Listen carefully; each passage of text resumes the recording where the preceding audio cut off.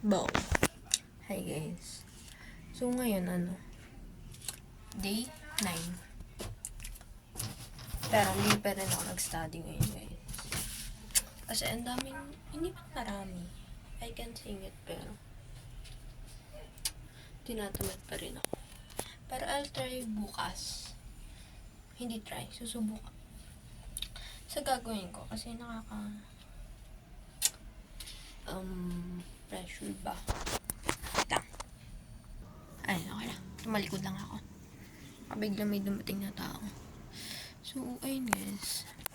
2 araw na akong hindi nakapag-aral. Kasi, tinatamad talaga. Or, let's say, ano nga ba? Dito nga tayo. Pasando lang. Is. So, unmotivated ako ngayon. Like, nawala ng gana ba? Kasi 2 days eh. Consecutive 2 days. So, ayun. Nagsayang ng 2 araw sa katamaran ko to. Tapos, nawawala na rin ako ng gana. Baka, hindi ko talaga kaya. I mean, kailangan ko lang ng system. Feel ko kasi pag nag-aaral ako, feel ko spoon feed lang. Yeah. Feel ko walang progress. Pero,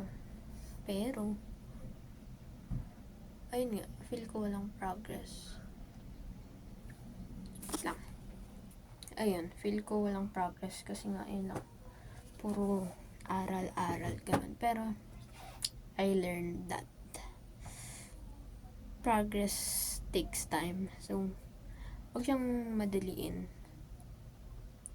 Ayun, babalik ako bukas mag-aral kahit one subject, ganun.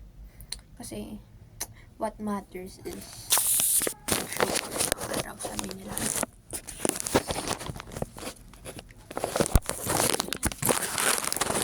Ayun. Parang nawala na akong gana. Kasi feel ko walang progress na nangyayari. Puro aral, ganun.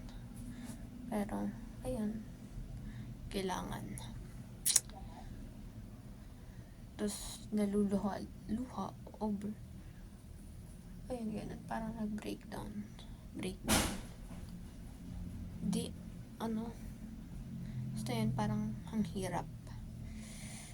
Wala lang system, kaya ganun. So, try bukas. Kala na to. Yan. So, I'll try to make a schedule. Para, ayun. Schedule. Kasi para mas, nasa pattern ka. Ganun. Nasusunod mo. Alam mo yung mga gagawin and such. Ngayon kasi, I don't have a schedule. So, kung anong maisipan ko, yun lang. Or kung anong magising, ganun. Pero it's better to have a schedule to keep on track. Ganun ba?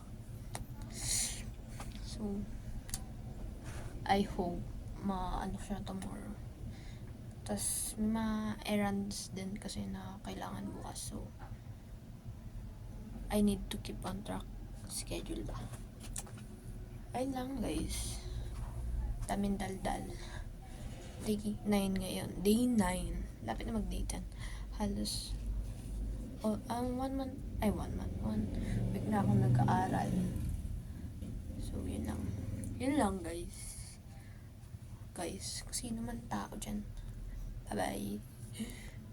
Day 10 bukas. Bye. Dun mag-aaral-aral na. Bye.